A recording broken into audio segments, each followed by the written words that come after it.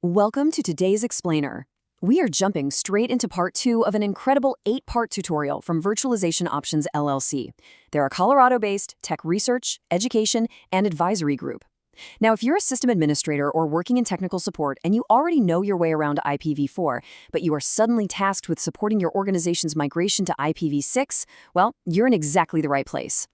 Today, we are zeroing in exclusively on Chapter 2 of their material. No basics, no fluff, just diagnosing and fixing those maddening IPv6 issues in dual stack and IPv6-only environments. Let's get right into it. So picture this scenario, because every sysadmin has been here. You're sitting at the terminal. Your basic pings are succeeding without a hitch. But the absolute second you try to initiate a file transfer or open an SSH session, the whole thing just hangs. Nothing. You're probably pulling your hair out, blaming the firewall like we always do, and wondering if the network is failing right under your nose. Well, spoiler alert, it probably is. And the usual culprit? It's just us relying on our old IP4 instincts in a completely new IPv6 world. Here is how we're breaking it all down today. 1. Breaking IPv4 muscle memory. 2. Dual-stacked silent failures. 3. Address conflicts and routing. 4. The ICMPv6 and PMTUD trap. And finally, number 5, VPNs and endpoint issues. All right, Section 1, breaking IPv4 muscle memory. Let's reset the baseline. Honestly, before you can fix IPv6 effectively, you've got to completely shatter those legacy IPv4 habits. The first massive mental shift? IPv6 completely eliminates broadcast traffic. It is literally gone, 100% replaced by multicast. That means your old trick of pinging 255, 255, 255, 255 just to see what wakes up on the subnet? Yeah, that's completely useless now.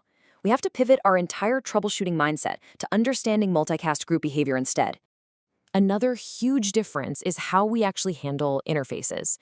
Back in the IPv4 days, we were all conditioned to look for one single primary IP address on a network interface, like 192.168.1.10, right? We'll toss that assumption right out the window. In IPv6, having multiple addresses coexisting on the exact same interface at the exact same time isn't an error. It's totally normal and actually expected.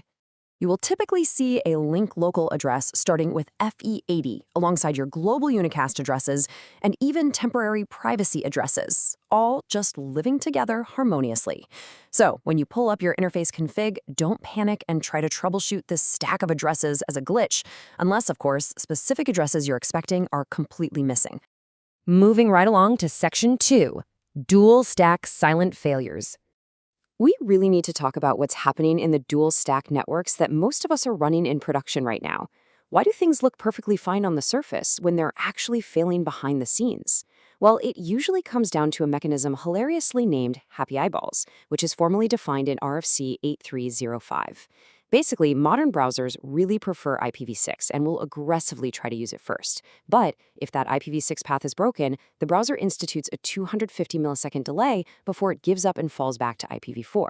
So an IPv6 failure doesn't throw a big red error screen. Instead, every single connection just takes a 250 millisecond latency penalty. Your network is silently failing and your users just think the internet is being sluggish today. Because browsers are so incredibly good at masking these failures, you absolutely cannot rely on web surfing to test your connectivity. If you want to diagnose these invisible issues, you have to test both stacks independently. You've got to build the muscle memory of using explicit commands like curl 6 and curl 4. This forces the application to isolate the stack, which lets you pinpoint exactly which protocol is actually dropping the ball. Let's roll right into Section 3, address conflicts and routing. We need to demystify this background process called duplicate address detection, or DAD for short. Whenever an interface spins up, it sends out a neighbor solicitation for its new tentative address. But what if another host responds? Say, for example, you cloned a bunch of VMs and forgot to change the MAC addresses, which results in duplicate EUI64 addresses. Well, the system detects that conflict immediately. The interface gets flagged as DAD failed, and it is instantly blocked from establishing global connectivity. So if you're running IP-6 address show and you spot that DAD failed flag, well, you know exactly what just happened. Routing behaves totally differently too, which can definitely catch you off guard. In IPv4, you just grab a static DHCP lease for your gateway and you're set. But IPv6 relies on periodic router advertisements, or RAs. If those RAs get blocked by some misconfigured switch or firewall, your hosts will just silently lose their default route the second that timer expires. Oh, and here's a pro tip.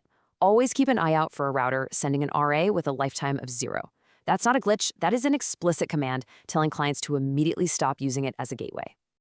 Which brings us to Section 4, the ICMP v6 and PMTUD trap.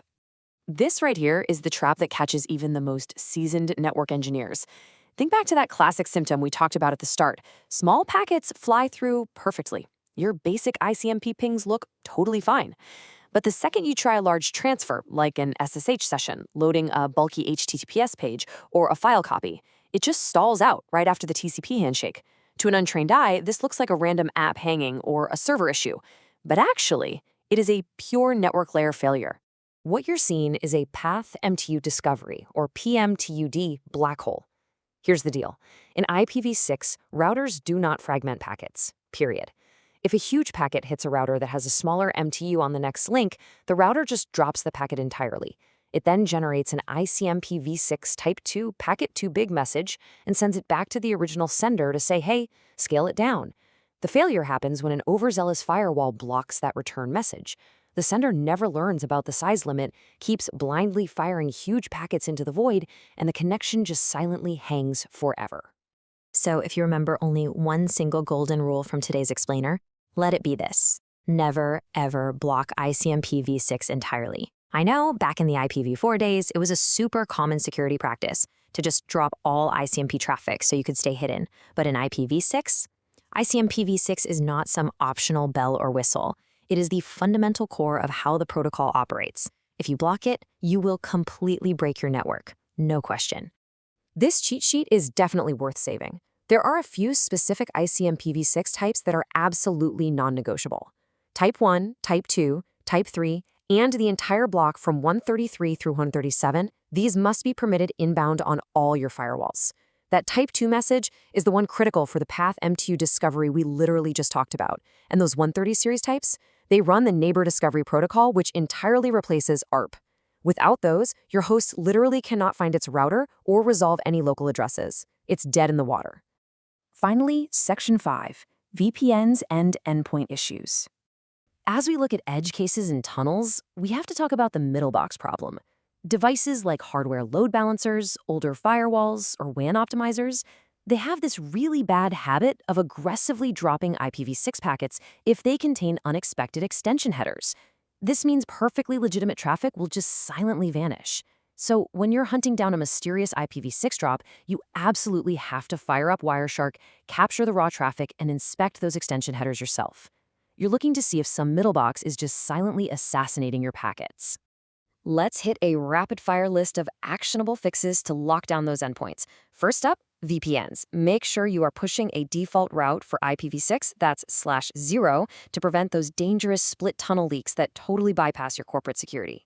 Number 2, make sure your split DNS is actively pushing internal AAX records. Otherwise, your hosts are going to be out there asking public internet servers for your internal private assets. Not good. Number 3, if you're running Docker and you've got containers generating rogue router advertisements, stop them dead in their tracks by disabling IPv6 on the local bridge networks right in the daemon JSON file. And lastly, just make it a firm rule to enable RA guard on all your switch access ports. That neutralizes any rogue advertisements right at the switch level. So, we have officially shattered your reliance on legacy IPv4 muscle memory today. We've replaced those old habits with a strict methodology for exposing those sneaky dual-stock silent failures, fixing PMTUD black holes, and plugging up endpoint configuration leaks. Grasping these concepts from Chapter 2 of the Virtualization Options LLC tutorial is an absolutely massive upgrade to your diagnostic toolkit. So, I'm going to leave you with a vital question. How will you apply these new tools today to uncover the silent failures currently lurking in your own infrastructure? Thanks so much for joining me on this explainer, and happy troubleshooting.